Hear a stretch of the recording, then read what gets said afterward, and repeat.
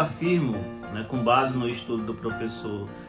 Rimeno Sacristan, no livro Educação Obrigatória, que essa é uma ideia que foi desenvolvida por pensadores da Idade Moderna e disseminada sobretudo pela classe burguesa no início daquele período, né, da sociedade moderna.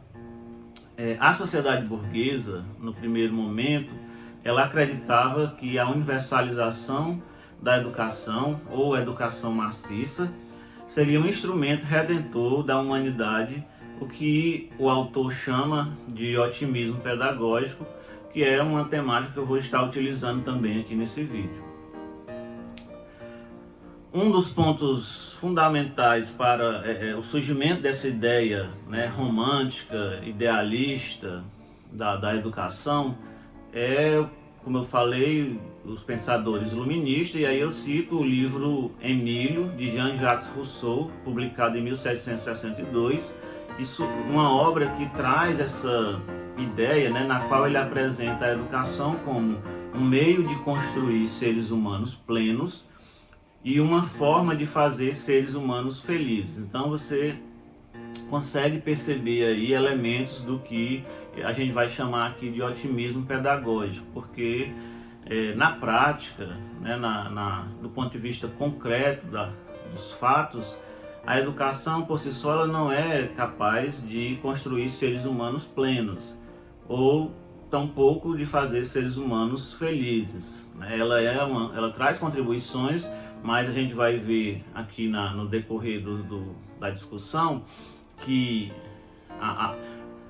a felicidade, né, ou a realização plena de um indivíduo, ela não se dá só no campo das ideias, no campo da cognição, no campo dos conhecimentos. Ela se dá principalmente a partir das questões objetivas, políticas, econômicas e sociais. Mas isso vai ficar muito claro nessa sociedade, né? Inclusive tem esse trecho que o Sacristan apresenta sobre como a educação era vista nesse período histórico, em que diz o seguinte, né? Cultivando o povo, era possível libertá-lo da obscuridade, da tirania, da dependência dos poderes irracionais e da exclusão intelectual e política. Então você, só reforçando essa ideia, essa empolgação em torno do papel da educação na sociedade.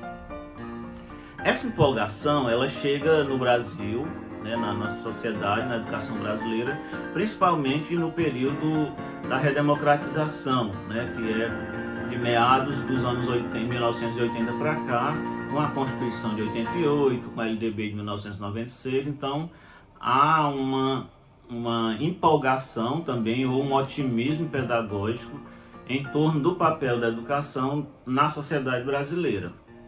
Eu trago como exemplo um trecho desse livro da professora Heloísa Luque, denominado Gestão Educacional, que ela, no bojo daquela discussão sobre como seria a educação brasileira nesse período, qual seria a sua tarefa, tem esse trecho que ela,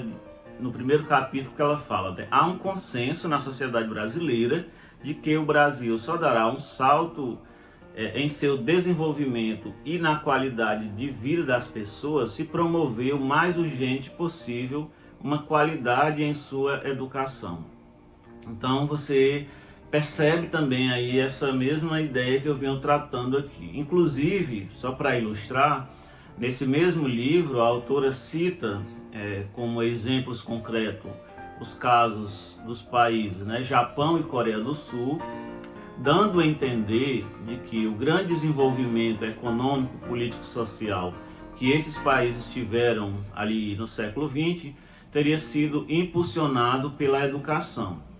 O que a gente vai ver na sequência é que não é exatamente assim, né? A educação vai estar presente e é muito forte nesses países, mas dentro de um projeto de sociedade com essa mesma perspectiva, né? Não foi a educação que impulsionou o projeto de sociedade, e sim o contrário. Além dos autores, né, da Academia Brasileira, as próprias políticas oficiais do Estado vão também reforçar essa ideia, né, entrar nessa ideia de um otimismo pedagógico, como fica claro no artigo 2º da Lei de Diretrizes e Bases da Educação LDB de 1996, o artigo 2º, que trata da finalidade da educação no nosso país, tem esses 3 grandes pilares da função da educação brasileira, que é contribuir para o pleno desenvolvimento do educando, preparar para a cidadania e formação para o mundo do trabalho. Quando você faz uma articulação, né, desses fundamentos com o aspecto da educação na sociedade moderna, você percebe um eco, né, ecos de otimismo pedagógico aí, como é o caso, por exemplo, do pleno desenvolvimento do educando. Você percebe uma relação direta com o livro Émile de Rousseau,